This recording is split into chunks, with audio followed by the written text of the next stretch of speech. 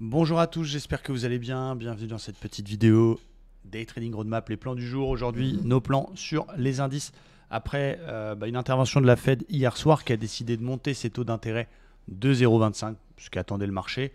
Il y a eu aussi un commentaire de Janet Yellen concernant l'assurance des comptes bancaires américains, pour faire simple, qui a un petit peu déçu le marché. Bref, on a eu un fake breakout sur les indices américains et une baisse. Et quand on voit le DAX, lui, pour le coup, il tient plutôt pas mal. On est toujours dans une dynamique de rebond technique et plutôt au-dessus de la moyenne mobile 20, donc c'est plutôt très solide. Et on est sur une zone de polarité très importante qui est l'ancien bad range que vous pouvez voir juste sous ma vidéo ici, qui a été plusieurs fois support, résistance, et qui a été support cette nuit, on va dire. Donc pour l'instant, c'est encore solide. On va voir ce que vont faire les marchés américains cet après-midi. Qu'est-ce que je vais surveiller? Alors, je vais éventuellement tenter quelque chose à l'achat si on a une belle réaction, une bulle, une divergence sur la zone 15 250. Donc c'est un premier plan un petit peu joueur. Essayer de travailler un achat là-dedans pour aller rechercher les plus hauts d'hier. A l'inverse, si le DAX recasse les plus bas, donc ça veut dire que c'était un fake rebond, eh bien on aurait plutôt une correction technique avec pourquoi pas un retour sur les plus bas. Donc ça, je ne parle pas aujourd'hui, je parle dans les prochains jours. Donc là, la zone, elle est vraiment décisive. Tiendra, tiendra pas. Je vais surveiller et éventuellement faire quelque chose dans cette zone-là. S'il y a un très beau signal, je peux tenter un achat autour des 15 250. C'est plutôt du côté des États-Unis que ça va m'intéresser. Avec, je vous l'avais montré hier, le Standard & Poor's et ce beau biseau, pour l'instant, qui fait son job, puisque le biseau a repoussé le Standard & Poor's qui est venu casser, pullbacker, et s'est rejeté. Donc, on a même la zone des 4000 points qui est cassée. Donc, ça sent pas très très bon.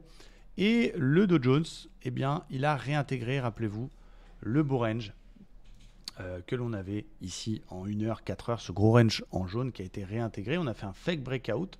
On a buté sur la grosse zone 32 900, 950 qui est l'ancien plus bas et on a réintégré ce range. Le flux est vendeur, donc je cherche plutôt des ventes. Je vais chercher plutôt des ventes et dans plusieurs cas.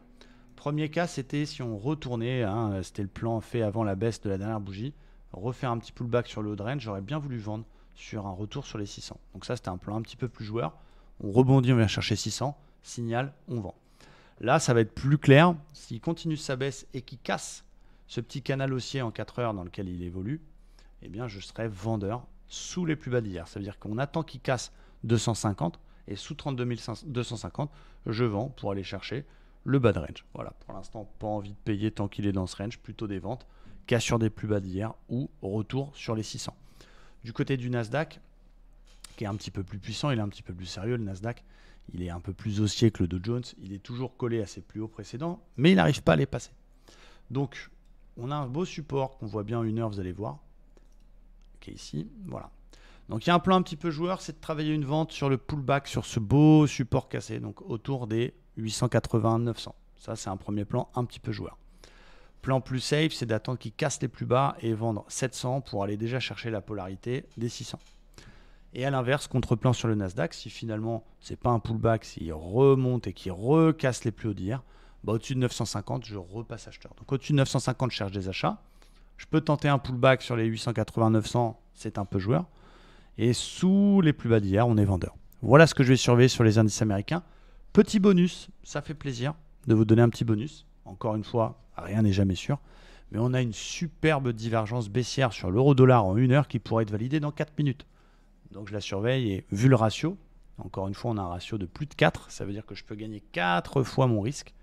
Eh bien je vais sûrement la prendre puisque mathématiquement il me faut 20% de succès pour gagner ce genre, pour être rentable sur ce genre de trade.